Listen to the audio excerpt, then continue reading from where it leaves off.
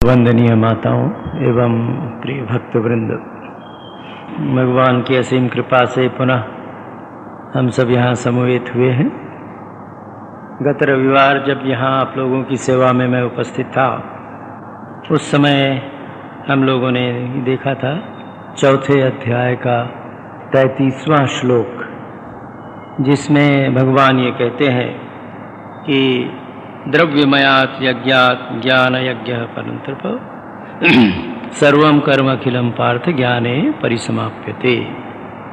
कि हे अर्जुन, द्रव्यमय यज्ञ की तुलना में या द्रव्यमय यज्ञ से ज्ञान यज्ञ ही श्रेष्ठ है, इसलिए कि ज्ञान में सब कुछ समाप्त हो जाता है। ज्ञान अंतिम लक्ष्य है। जिस लक्ष्य पर हम पहुंच गए तो यात्रा समाप्त हो जाती है। समाप्त हो जाती है कहना ठीक न होगा, यात्रा पूर्ण हो जाती है। गंतव्य पर हम पहुंच जाते हैं और गंतव्य पर जब पहुंच गए तो कुछ शेष नहीं रह जाता। जहां जाना था वहां पहुंच गए। अब भगवान ये कह रहे हैं ज्ञान तो ठीक है, क्योंकि सभी साधनाओं का अंतिम फल ज्ञान है। और ज्ञान से तात्पर्य हमने देखा था, विचार करके देखा था, ज्ञान अर्थात शब्द ज्ञान या पुस्तकी विद्या नहीं है। सामान्यतः हम लोगों की ये धारणा है, कौन व्यक्ति ज्ञानवान है? जो सुपठित है, जिसने बहुत ग्रंथ पढ़े हैं, संस्कृत भाषा का पंडित होगा, बहुत से शास्त्रों की श्लोकों की आवृत्ति करता है, बहुत से विषयों को जानता है। किंतु ये सब अपरा विद्या है। इस अपरा विद्या से जीवन का परम कल्याण नहीं हो सकता, उसमें सहायक हो सकती है। इसी संदर्भ में आपके सामने ये बात रखी गई थी उपनिषद की, कि जिसमें परा और अपरा दो प्रकार की विद्याएं कही गई हैं। तो जिस विद्या से हम परिचित, सब अपरा विद्या है। विज्ञान हो, टेक्नोलॉजी हो, दुनिया में जितना भी ज्ञान है, बाह्य जगत का ज्ञान, ये सारा ज्ञान अपरा विद्या है। इस अपरा विद्या से हमें बाह्य जगत की कुछ उपलब्धियां हो सकती हैं। अधिक धन आ सकता, अधिक संपत्ति हम अर्जित कर सकते हैं, मान सम्मान अर्जित कर सकते हैं, रोगों को एक सीमा तक दूर कर सकते हैं, शरीर को एक सीमा तक स्वस्थ रख सकते हैं। तो बाहर की उपलब्धियां इस अपरा विद्या से संभव है।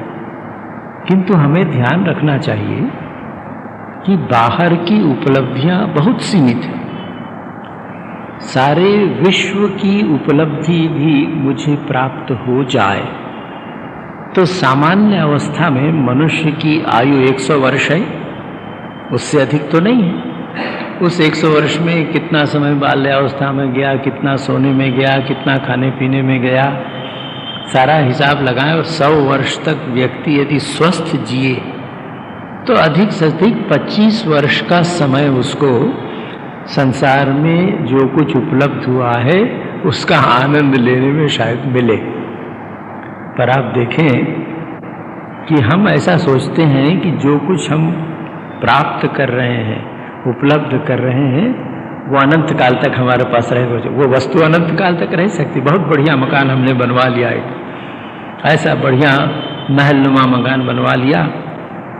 तो मैसूर गए थे, हमको वहाँ के राजा का महल दिखाया। तो उन लोगों ने कहा कि महाराज जी लगभग 250 साल पुराना है। अच्छा, महल तो 250 साल पुराना है, वो राजा उसमें कितने दिन रहे? 250 में एक शून्य कट गया होगा, ज़्यादा से ज़्यादा 25 साल रहे होंगे। तो देखिए, ये जो अपरा विद्या है, जो ऐसा जो सीमित ज्ञान है, उसकी सीमा हमें समझनी। उसमें सब चीज़ें समाप्त नहीं होती हैं। ज्ञाने परिसमाप्यते, तो इस अपरा ज्ञान में सब चीज़ों की पूर्णता उपलब्ध नहीं हो सकती है। ये हमें ठीक से समझ लेना चाहिए। श्री रामकृष्ण देव के जीवन में एक बड़ी अच्छी घटना आती है। मास्टर महाशय महेंद्रनाथ गुप्त, जिन्होंने भगवान श्री रामकृष्ण देव की वाणी को लिखा, और जब वो रामकृष्ण वचनामृत के नाम से प्रसिद्ध है, गॉस्पेल ऑफ श्री रामकृष्ण अंग्रेजी में है, वो जब श्री रामकृष्ण देव से मिलने गए, पहली बार और दूसरी बार की घटना, पहले जब मिले तो श्री रामकृष्ण देव ने उनसे पूछा कि अच्छा, तुम्हारी सहधर्मिणी कैसी है? तो उन्होंने कहा कि महाशय अच्छी है पर अज्ञानी है। तो रामकृष्ण देव ने खींच कर विरक्त होकर, और तुम ज्ञानी हो? तो मास्टर महाशय को थोड़ा अद्भुत सा लगा कि मैं कलकत्ता यूनिवर्सिटी का ग्रेजुएट हूँ और उसके बाद भी मैंने इतना पढ़ा लिखा है, मैंने पाश्चात्य दर्शन पढ़ा है, पूर्वात्य दर्शन पढ़ा है, तर्कशास्त्र पढ़ा है, और मेरी पत्नी बहुत थोड़ा कुछ बंगला थोड़ा सा पढ़ी है, ये कैसे कहते हैं? तब बाद में श्री रामकृष्ण देव ने उनको समझाया कि देखो, ईश्वर को जानना ही ज्ञान है, बाकी सब अज्ञान है। तो ये ज्ञान और अज्ञान की बात मास्टर महाशय को मालूम नहीं थी, हम लोगों को भी मालूम नहीं है। हम लोग तो समझते हैं ज्ञानी व्यक्ति वही है जिसने बहुत शास्त्रों को पढ़ लिया है, कंठस्थ कर लिया है, या दुनिया भर की बात लोग बहुत प्रशंसा करते हैं, अरे लिविंग इंसाइक्लोपीडिया है, चलता फिरता विश्वकोश। विश्वकोश तो है चलता फिरता, बहुत अच्छी बात है। सारी दुनिया की खबर आपको बिना किताब खोले हुए बता देगा कि आपको बम्बई जाना है तो आप किस रूट से जाएं, कहाँ से जाएं, कौन सी ट्रेन सरल है, बम्बई में कैसे घूमें, न्यूयॉर्क में जाना है तो क्या करें, अमुक विद्या ऐसी, तो सब बता दे। ये सब तो बहुत अच्छी बात है, पर हमारे मन में जब अशांति हो, हमारा मन लोभ से भर जाए, क्रोध से भर जाए, कुविचारों से, द्वेष से भर जाए, तो ये विद्या काम आएगी? जो व्यक्ति हमको बम्बई की हर गली बता सकता है, दुनिया के सभी शहरों की सारी खबरें दे सकता है, सब में घूम के आया है, उसके ही घर में यदि अनबन हो जाए, पत्नी से अनबन हो जाए, पिता पुत्र में अनबन हो जाए, तो उसका ये ज्ञान उसकी मदद कर सकता है कि लंदन की सब गलियां मैं जानता हूँ? जानते हो कि लंदन की गलियां? अपने भीतर की किस गली से तुम परिचित हो? इसलिए जब ये बात कही जाती है कि ज्ञाने परिसमाप्यते, ज्ञान में ही हमारी साधना पूर्ण होती है, जीवन की यात्रा पूर्ण होती है, तो उस ज्ञान का तात्पर्य ये पुस्तकी ज्ञान नहीं है, ये संसारी ज्ञान नहीं है। जैसा भगवान श्री रामकृष्ण देव ने बताया कि ईश्वर को जानना, जानने का तात्पर्य अनुभव कर लेना, सूचना से नहीं हो सकता है। भोजन के संबंध में मुझे बहुत सी सूचनाएं मिल जाए, अब एक मोटी किताब ला के दे दें मुझे कि देखो स्वामी जी सब पकवान के बारे में इसमें लिखा है, तो मैं सारी किताब पढ़ लूँ पकवानों के बारे में, या तो मेरा पेट भरेगा क्या? उससे नहीं भरने वाला है। कोई एक अपढ़ व्यक्ति आके कहेगा अच्छा महाराज देखता हूँ तुम इधर घूम रहे हो तो तुमको खाने को नहीं मिला है, ये भिक्षा मेरे से ले लो, तो उस बेचारे की 2 रोटी खाकर मेरा पेट भर जाएगा। ये पाक शास्त्र या पकवानों की सूचना से मेरा काम नहीं चलेगा। तो यहाँ पर ज्ञान का तात्पर्य है ईश्वर की अनुभूति। जब हम गुरु की कृपा से ईश्वर की अनुभूति करते हैं तब जीवन में परिपूर्णता आएगी, उसके बिना नहीं आ सकती, केवल पढ़ लेने से नहीं आ सकती। पढ़ना थोड़ी बहुत सहायता कर सकता है, संकेत मिला है, जैसे नक्शे में देख लिया हमने, तो नक्शे में बम्बई देखना और बम्बई जाकर बम्बई देखने में कितना अंतर है, नक्शा मदद कर सकता है। तो डायग्राम्स जीवन में हमको सत्य से नहीं परिचित करा सकते, इसलिए फिर भगवान के उपाय हमको बता रहे हैं कि देखो ये जो ज्ञान की बात मैंने तुमको बताई, ज्ञान माने आत्मज्ञान या ईश्वरानुभूति, इस ज्ञान को कैसे प्राप्त करें? तद्विद्धि प्रणिपातेन परिप्रश्नेन सेवया उपदेक्षन्ति ते ज्ञानम ज्ञानिनः तत्त्वदर्शिनः।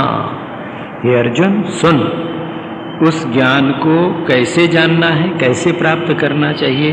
तद्विद्धि प्रणिपातेन, जो ज्ञानी व्यक्ति है, जिनके विषय में हमारी श्रद्धा है कि हाँ इनको ज्ञान हुआ है, इन्होंने आत्म साक्षात्कार किया है या ईश्वर की भक्ति इनके हृदय में जागी है, इनको ईश्वर के दर्शन हुए हैं, ऐसी हमारी श्रद्धा है, तो उनके पास जाकर प्रणिपातेन, प्रणाम कर, दंडवत प्रणाम करना चाहिए। हेलो स्वामी, हेलो सर वाला प्रणाम नहीं, प्रणिपातेन। क्यों? वो हम देखेंगे। सेवया, केवल प्रणाम करके नहीं, उनकी सेवा करनी चाहिए। सेवा करने से नहीं होगा, परिप्रश्नेन, सेवा करने के बाद जब उचित अवसर दिखे, उनका मन अनुकूल दिखे, तो उनसे प्रश्न करना चाहिए कि महाराज या महाशय, स्वामी जी, गुरुदेव, हमें ये बताइए। और तब तत्वदर्शिनः, जिन्होंने ईश्वर को देखा है, ये ज्ञानी लोग ज्ञानम उपदेक्षन्ति, तुमको ज्ञान बताएंगे। अब इस पद्धति को समझ लेना आवश्यक है। हम इस ज्ञान को कभी भी पुस्तकें पढ़कर या स्वयं विचार करके नहीं प्राप्त कर सकते, कितना भी हम सोचने लगे, इसलिए कि ये विषय सूक्ष्म है। सूक्ष्म का तात्पर्य छोटा नहीं है। जैसे आजकल ऐसे ऐसे माइक्रोस्कोप, सूक्ष्मदर्शी यंत्र बने हैं, जिन सूक्ष्मदर्शी यंत्रों से बहुत छोटे छोटे वायरस भी देखे जा सकते हैं। तो ये ज्ञान या ये पद्धति ऐसा कोई सूक्ष्म नहीं है कि एक ऐसा यंत्र, ऐसा माइक्रोस्कोप बन जाएगा, ऐसा सूक्ष्मदर्शी यंत्र बन जाएगा कि जिसके नीचे स्लाइड लगा के हम आत्मा को देख सकेंगे, मन को देख सकेंगे, ईश्वर को देख सकेंगे। ऐसा नहीं होने वाला है। यहाँ सूक्ष्म का तात्पर्य है जो इंद्रियों से अतीत है, इंद्रियों के द्वारा जो नहीं देखा जा सकता है। अब आप देखें, संसार में सूक्ष्म से सूक्ष्म वस्तु जिसको हम देख पा रहे हैं वो इंद्रिय गम्य है, खुली आंखों से नहीं दिखता है, पर माइक्रोस्कोप के नीचे हम स्लाइड रखते हैं तो मलेरिया पैरासाइट दिखने लगता है। ये ज्ञान जो आत्म साक्षात्कार कराता है, ईश्वर साक्षात्कार कराता है, ये किसी भी प्रकार किसी भी इंद्रिय से नहीं जाना जा सकता है। अत्यंत शुद्ध चित्त से ही उसको जाना जा सकता है। और चित्त की शुद्धि तभी होती है जब व्यक्ति सर्वथा वासनाओं से मुक्त हो जाता है। किसी भी प्रकार वासना का लेश भी नहीं रहता। पूर्णतः शुद्ध, 100%, बल्कि कहूँ 1000% शुद्ध चित्त जब होता है, तब वह चित्त इस सूक्ष्म को पकड़ने की सामर्थ्य रखता है। तो इसलिए जो ज्ञानी है, जिन्होंने तत्व के दर्शन किए हैं, ईश्वर के दर्शन किए हैं, या आत्म साक्षात्कार जिनको हुआ है, ऐसे लोग ही हमें उस मार्ग में ले चल सकते हैं। ऐसे लोग ही हमें रास्ता दिखा सकते हैं। इसलिए भगवान कहते हैं कि तद विद्धि प्रणिपातेन। क्यों भाई, क्यों हम प्रणाम करें? ये सब भगवत गीता में या किसी भी शास्त्र में जो शब्द लिखे गए हैं वो संकेत है, वो उस ओर हमको इशारा करते हैं। और बहुत इसका तात्पर्य है। जो जो व्यक्ति साधना में डूबता है या ईश्वर से प्रार्थना करता है कि प्रभु मुझे समझा दो, बता दो, चित्त शुद्ध होता जाता है, त्यों त्यों शास्त्रों के एक एक शब्दों का अर्थ हमारे सामने स्पष्ट होता जाता है। 10 वर्ष पूर्व हो सकता है ये अर्थ समझ में ना आता, पर 10 वर्ष से एक व्यक्ति साधना में लगा है, प्रार्थना करता है, प्रयत्न करता है कि चित्त जितना हो सके शुद्ध हो। उस शुद्ध चित्त में एकदम इसका तात्पर्य प्रकट होने लगता है। और ज्यों ज्यों चित्त शुद्ध होता है त्यों त्यों उसका तात्पर्य और स्पष्ट हो जाता है। तो भगवान कहते हैं प्रणिपातेन, साष्टांग प्रणाम करो। श्री रामकृष्ण देव की यहाँ एक और बात आती है। ठाकुर कहते हैं देखो, वर्षा होती है तो वर्षा का जल जहाँ नीची जमीन होती है वहीं जमता है, गड्ढा होता है वहीं जल जमता है। जहाँ जमीन ऊंची होती है, टीला टेकरी ढीपी जैसा रहता है, वहाँ जल नहीं जमता है। श्री रामकृष्ण देव कहते हैं मनुष्य के मन में ये अहंकार रूपी टेकड़ी इतनी ऊंची है कि वो भगवत कृपा के जल को वहाँ ठहरने नहीं देता है। इसलिए प्रणिपातेन, प्रणिपात माने झुकना, मनुष्य झुक कर ही सीख सकता है। अर्जुन भगवान से कहता है दूसरे अध्याय में, शिष्यस्ते अहम शाधिमाम त्वाम प्रपन्नम, आपकी शरण में हो।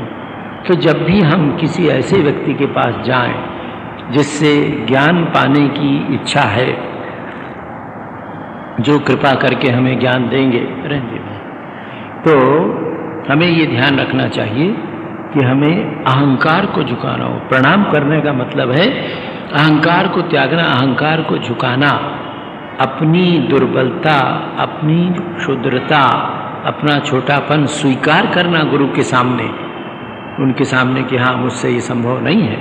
तो जब हम प्रणाम करते हैं तो हम अहंकार को झुकाते हैं, और जब अहंकार झुकता है, अहंकार कम होता है, तभी हृदय द्वार खुलता है और तभी ज्ञान का प्रकाश हृदय में फूटता है। जब तक अहंकार प्रबल रहता है, तथाकथित सिर ऊंचा रहता है, तब तक ज्ञान की संभावना नहीं है। इसलिए भगवान कहते हैं प्रणिपातेन, श्रद्धा इसमें मिश्रित है। हम किसके प्रति प्रणाम करते हैं? जिसके प्रति हमारी स्वेच्छा से, यहाँ स्वेच्छा से प्रणाम करने की बात है।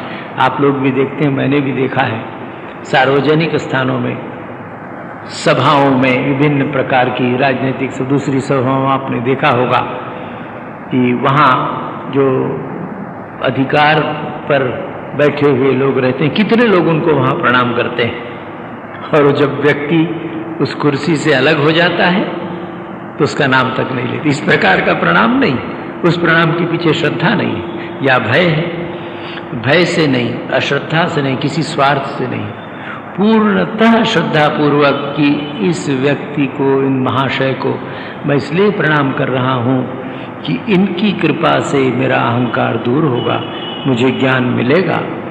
तो प्रणिपात या प्रणाम करने के समय अपनी वृत्ति देखना चाहिए, अपने हृदय की ओर नज़र रखना चाहिए। नहीं तो प्रणाम हम किस लिए कर रहे हैं? कहीं कोई स्वार्थ तो नहीं है, किसी प्रकार की आशा आकांक्षा तो नहीं है। 10 लोग प्रणाम कर रहे हैं इसलिए हम भी प्रणाम कर ले, भाई लोग क्या कहेंगे, इस प्रकार का प्रणाम नहीं। श्रद्धापूर्वक प्रणिपातेन, उससे अहंकार दबेगा। तो जब इस प्रकार श्रद्धा से हम प्रणाम करते हैं तो हमारा हृदय ज्ञान प्राप्त करने के योग्य हो जाता है, तैयार हो जाता है। शिष्य कौन है? जो ज्ञान प्राप्त करने की योग्यता रखता है, नम्रता पूर्वक जो ज्ञान स्वीकार करना चाहता है। इस प्रकार हमारा मन, हमारा हृदय ज्ञान को प्राप्त करने के लिए प्रवण हो गया है। रिसेप्टिविटी अंग्रेजी में जिसको कहते हैं, रिसेप्टिविटी आ गई है। अब मन हमारा तैयार हो गया, गुरु को हमने प्रणाम किया या जिन पर हमारी श्रद्धा उनको हमने प्रणाम किया, तो हमारा हृदय खुला है कि अब आप बताइए। फिर कहते हैं सेवया, परिप्रश्नेन सेवया, फिर सेवा करनी चाहिए। सेवा के विषय में हम एक बात ध्यान रखें, सेवा में वस्तु प्रधान नहीं है, द्रव्य प्रधान नहीं है, संपत्ति प्रधान नहीं है, सेवा में भाव प्रधान है। सेवा में आवश्यक नहीं कि एक बड़ा संपन्न व्यक्ति है, अपने गुरु को उसने 1 लाख रुपए की दक्षिणा दी। एक दूसरा व्यक्ति है जिस बेचारे के पास कुछ नहीं है, वो 2 लौंग ले जाकर अपने गुरु के चरण में रखता है कि गुरुदेव मेरे पास यही है। तो सेवा में भाव प्रधान है, न तो वस्तु प्रधान है, न संपत्ति प्रधान है, कोई वस्तु प्रधान नहीं है। तो गुरु की सेवा भाव प्रधान से, हम तन से, मन से, धन से जिस प्रकार गुरु की सेवा कर सकें। गुरु की सबसे बड़ी सेवा मन से होती है। तो मन से कैसे होती है? गुरु का स्मरण, गुरु के बताए हुए मार्ग पर चलने का आप्राण प्रयत्न, इस सेवा से गुरु सबसे अधिक प्रसन्न होते हैं। और फिर जब ईश्वर ने सुयोग दिया हो तो गुरु उपस्थित हो तो उनकी सेवा का जो अवसर मिला, उनके हमने चरण दबा दिए, उनके जूता साफ कर दिया, उनके लिए पीने का पानी भर दिया, उनके कपड़े धो लिए, ये भी एक सेवा है। किंतु ये सेवा तो नौकर भी कर सकता है, करता है।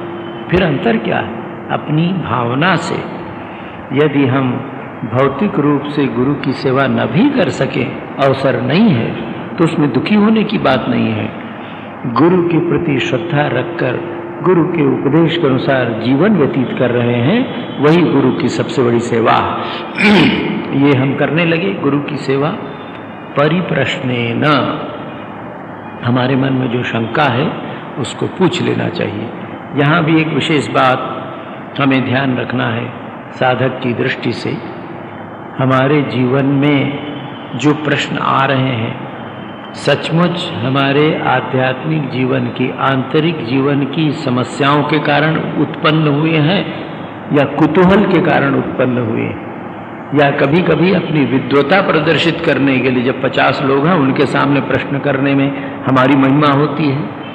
तो यदि उसके पीछे ऐसी वृत्ति है कि हमारे मन में कुतूहल है, हमारे मन में ये भाव है कि और 4 लोग जाने कि मैं ये विषय जानता हूँ, या मेरे गुरुजी ही जाने कि मैं इस विषय का मैंने अध्ययन किया है, इस प्रकार की दुष्वृत्ति से नहीं, मन में जिज्ञासा हो कि सचमुच मैं समझ नहीं पा रहा हूँ, कैसे मेरे मन की ये ग्रंथि दूर हो, कैसे मेरी शंका का समाधान हो, ऐसी जिज्ञासा से गुरु से प्रश्न करना चाहिए। और गुरु जब उत्तर देते हैं तो वो हमारे स्तर से देते हैं। ये ध्यान रखना चाहिए कि जितने भी सद्गुरु हैं वो तो महापुरुष हैं, वो यदि अपने स्तर से उत्तर देंगे तो हम उसको नहीं समझ पाएंगे। वो हमारे स्तर पर उतरकर हमें बताते हैं कि बेटा ऐसा करो, तो उनके बताए हुए उपदेशों को एकदम स्वीकार कर लेना चाहिए, 100% स्वीकार करके, और तब उसके अनुसार जीवन में आचरण करना चाहिए। स्वामी विवेकानंद जी जब वो सन्यासी हो गए, बड़े हो गए, तो उन्होंने एकाधिक बार ऐसा कहा अपने गुरु भाइयों से, कहा दूसरों से कि भाई मैं ये अब सोचता हूँ, चाहता हूँ कि ऐसी कोई दवा हो, ऐसी कोई गोली हो कि जिसको मैं खा लूँ तो जितना कुछ मैंने पढ़ा है वो सब भूल जाऊँ। दूसरी जो ये भौतिक विद्या थी, अपरा विद्या थी, स्वामी जी कहते हैं कि ये महान अध्ययन शंकाओं को उत्पन्न करता है। बहुत बार ऐसा होता है, विद्या का अभिमान, ये जो अपरा विद्या है उसका अभिमान हमें बहुत पीछे कर देता है। इसलिए क्या करना चाहिए? परिप्रश्नेन, गुरु ने जो बताया उसका हम आचरण कर रहे हैं, पालन कर रहे हैं। अब रास्ता नहीं दिख रहा है, हम केवल जिज्ञासा के लिए कि ये शहर कितना बड़ा है, कहाँ जाता है, क्या रास्ता है, कलकत्ते में क्या क्या चीज़ें पूछते रहें, तो ये जिज्ञासा नहीं है, ये तो कौतूहल है। सचमुच हम कलकत्ते में श्याम बाजार में 5 माथा में खड़े हो, 5 रास्तों का मोड़ है वहाँ खड़े हैं। अब हमको मालूम नहीं है कि दक्षिणेश्वर किधर से जाएं, बेलूर मठ किधर से जाएं, सचमुच कष्ट में है। तो हम किसी से पूछते हैं कि भैया हमको जरा बेलूर मठ जाने का रास्ता बता दो, हमें दक्षिणेश्वर पहुँचने का रास्ता बता। ये जिज्ञासा है। अब वहाँ खड़े हैं मटर गश्ती का, अच्छा ये 5 रास्ता कहाँ जाता है, कैसा है? यहाँ तो बहुत जगह 4 ही रास्ते, यहाँ तो 5 रास्ते दिखते हैं। अच्छा ये विधान सर नहीं है, अच्छा ये कहाँ जाती, क्या? हमारे मन में कोई जिज्ञासा नहीं है, कुतूहल है। गुरु से कभी भी कुतूहल पूर्वक प्रश्न नहीं करना चाहिए। और ये कठिन बात है, सचमुच जिज्ञासा से प्रश्न करना। हमारा अहम इतना तीव्र रहता है कि हमेशा वो कुछ न कुछ बाधा लगाया था। इसलिए नम्रतापूर्वक परिप्रश्नेन, ऐसा जब हम पूछेंगे तो उपदेक्षन्ति ते, वे लोग हमें ज्ञान का उपदेश देंगे, हमें बताएंगे कि देख ये आत्मज्ञान का रास्ता है, इस पथ पर चलना। शरीर और आत्मा कैसे भिन्न है, मन और आत्मा कैसे भिन्न है, बुद्धि से भिन्न कैसी आत्मा है। जब उनके श्रीमुख से हम सुनते हैं तब हमारे हृदय में वो प्रविष्ट हो जाता है, उसके द्वारा हमारे जीवन में परिवर्तन आता है। यदि हृदय में प्रविष्ट ना हुआ हो, समझ में बात ना आई हो, तो निसंकोच होकर अपनी मूढ़ता को स्वीकार करके फिर से पूछना चाहिए कि गुरुदेव आपने कहा, महाराज आपने जो कहा, महाशय आपने जो कहा, वो बात मेरी समझ में नहीं आई, अभी स्पष्ट नहीं हुई है। फिर वो अधिकारी पुरुष और सरल ढंग से जो हमें पकड़ में आ जाए, समझ सके, उस ढंग से हमें बताएंगे। क्या बताएंगे? भगवान कहते हैं कि इस प्रकार जब तू किसी महापुरुष से पूछेगा तो क्या होगा? यद ज्ञात्वा न पुनः मोहम एवं यास्यसि पांडव, येन भूतानि अशेषेण द्रक्ष्यसि आत्मनि अथो मयि। हे अर्जुन, इस प्रकार जो ज्ञान का उपदेश गुरुदेव तुझे करेंगे, अधिकारी